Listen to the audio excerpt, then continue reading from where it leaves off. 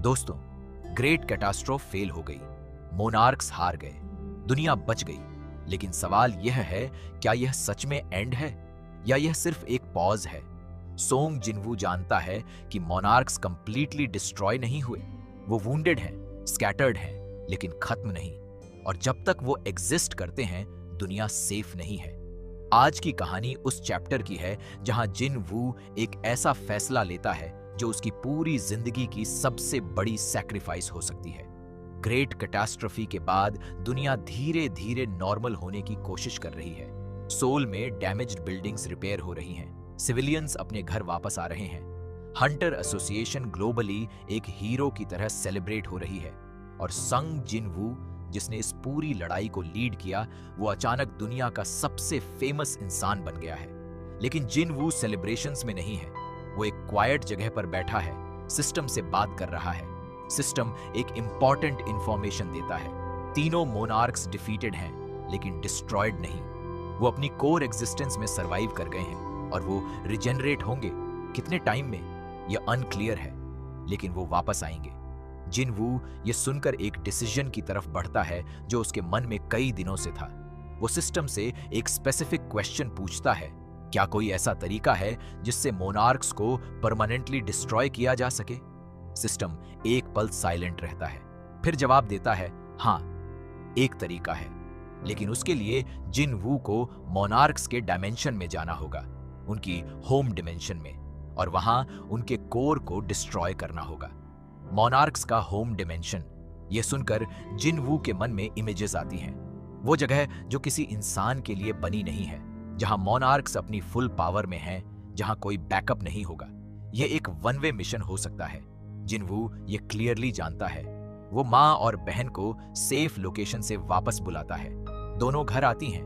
माँ उसे देखते ही गले लगाती हैं। सब ठीक हो गया? जिनवू मुस्कुराता है, हाँ माँ, ठीक हो गया। वो उस रात घर पर रहता है, माँ का बनाया खाना खाता है, बहन से बात करता है। एक पूरी नॉर्मल शाम। लेकिन उसके मन में एक बात है जो वो किसी को नहीं बताता। रात को जब सब सो जाते हैं, जिनवू घर में अकेला बैठता है। वो माँ और बहन की स्लीपिंग फेसेस देखता है। फिर वो एक लेटर लिखता है, माँ के लिए, बहन के लिए। उसमें वो लिखता है कि वो उन्हें कितना प्यार करता है, कि उसने जो भी किया वो उन्हीं के लिए था, और कि वो उनका हमेशा ख्याल रखेगा, चाहे जो भी हो। वो लेटर तह करके एक जगह रख देता है। सुबह होने से पहले जिनवू घर से निकलता है। इग्रिस और पूरी शैडो आर्मी उसके साथ है। वो एक स्पेसिफिक लोकेशन पर जाता है जहां सिस्टम ने इंडिकेट किया है कि मोनार्क्स के डायमेंशन का पोर्टल एक्सेस हो सकता है। ये वो जगह है जहां उस रात ग्रेट कैटास्ट्रोफ का मेन पोर्टल था। वो जिनचुल वहां पहले से है। उसे समहाउ पता चल गया। तुम कहां जा रहे हो? जिनवू उसे डायरेक्टली देखता है, उन्हें परमानेंटली खत्म करने। वू जिनचुल साइलेंस में रहता है। वो जानता है कि इसे रोकना पॉसिबल नहीं, और शायद रोकना ठीक भी नहीं। वो बस कहता है, वापस आना। जिनवू एक ब्रीफ स्माइल देता है। पोर्टल एक्टिवेट होता है। ये वो पोर्टल नहीं जो मोनार्क्स ने बनाया था। ये सिस्टम ने जिनवू के लिए स्पेसिफिकली ओपन किया है, एक डार्क स्वर्लिंग गेटवे। जिनवू एक पल के लिए रुकता है, कोरिया की सुबह की हवा को फील करता है, फिर वो अंदर स्टेप करता है। मोनार्क्स का डायमेंशन ये किसी नाइटमेयर जैसा है। कोई स्काई नहीं, सिर्फ एक एंडलेस डार्क वॉइड। जमीन काले क्रिस्टल से बनी है और हर तरफ मोनार्क एनर्जी। ये जगह इंसानों के लिए नहीं है, लेकिन जिनवू यहां है। शैडो आर्मी ऑटोमेटिकली यहां और पावरफुल फील करती है। ये डायमेंशन डार्क एनर्जी से भरा है और शैडोज इससे स्ट्रेंथन होती है। एग्रिस की प्रेजेंस यहां और इंपोजिंग है। जिनवू आगे बढ़ता है मोनार्क्स के कोर्स को ढूंढने के लिए। रास्ते में डायमेंशन की गार्डियंस मिलती हैं, मोनार्क फोर्सेस जो यहाँ रिजाइड करती हैं। ये वो एनिमीज हैं जो जिनवू ने पहले कभी नहीं देखे। प्योर डार्कनेस से बनी हुई, मोनार्क एनर्जी से पावर्ड।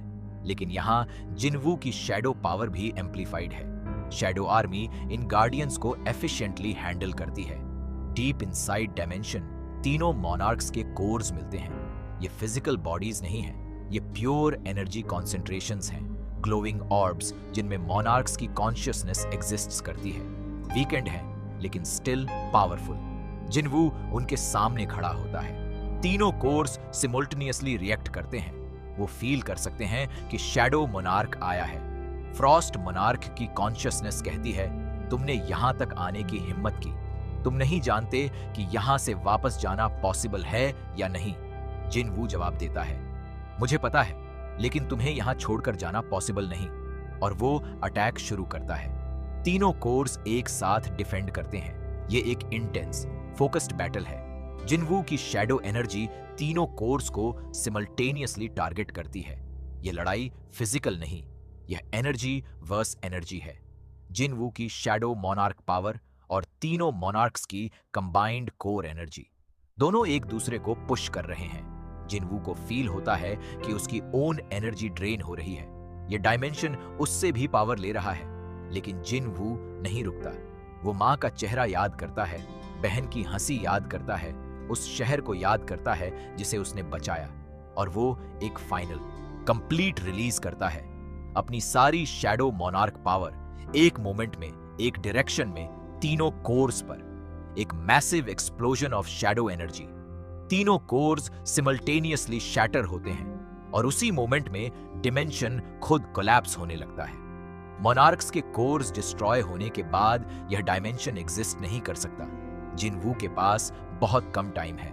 वो इग्रिस को देखता है, जाओ, सबको लेकर जाओ। इग्रिस एक मोमेंट हेजिटेट करता है। जिनवू फर्मली कहता है, जाओ इग्रिस। शैडो आर्मी पोर्टल की तरफ जाती है। इग्रिस लास्ट मोमेंट में जिनवू को देखता है, एक लॉन्ग लुक, और फिर चला जाता है। जिनवू अकेला है। डिमेंशन कोलैप्स हो रहा है। सिस्टम एक नोटिफिकेशन देता है, शैडो मोनार्क्स ड्यूटी कंप्लीट। जिनवू एक स्माइल करता है, उसने जो करना था कर दिया। दुनिया सेफ है, लेकिन तभी एक अनएक्सपेक्टेड चीज होती है। सिस्टम एक लास्ट ऑप्शन देता है, इमरजेंसी एक्सट्रैक्शन अवेलेबल, प्रोसीड। जिनवू हैरान होता है, यह ऑप्शन था। वो बिना सोचे हाँ करता है और एक पावरफुल फोर्स उसे डायमेंशन से बाहर पुल करती है, एक ब्लाइंडिंग लाइट, और जिनवू उसी लोकेशन पर जहां उसने पोर्टल एंटर किया था, जमीन पर गिरता है। वू जिनचोल दौड़कर आता है, जिनवू तुम। जिनवू जमीन पर है, एग्जॉस्टेड, बेयरली कॉन्शियस, लेकिन जिंदा। वो ऊपर देखता है, क्लियर स्काई, कोरिया की सुबह। सिस्टम का last message, mission complete, monarchs permanently destroyed, the world is safe. जिनवू की आंखें बंद होती हैं, एक रिलीफ की सांस के साथ। अगर यह कहानी तुम्हें पसंद आ रही है तो लाइक जरूर करो और सब्सक्राइब करना मत भूलना। सोलो लेवलिंग सीजन 2 की आगे की कहानी और भी जबरदस्त होने वाली है और हम उसे लेकर बहुत जल्दी वापस आएंगे।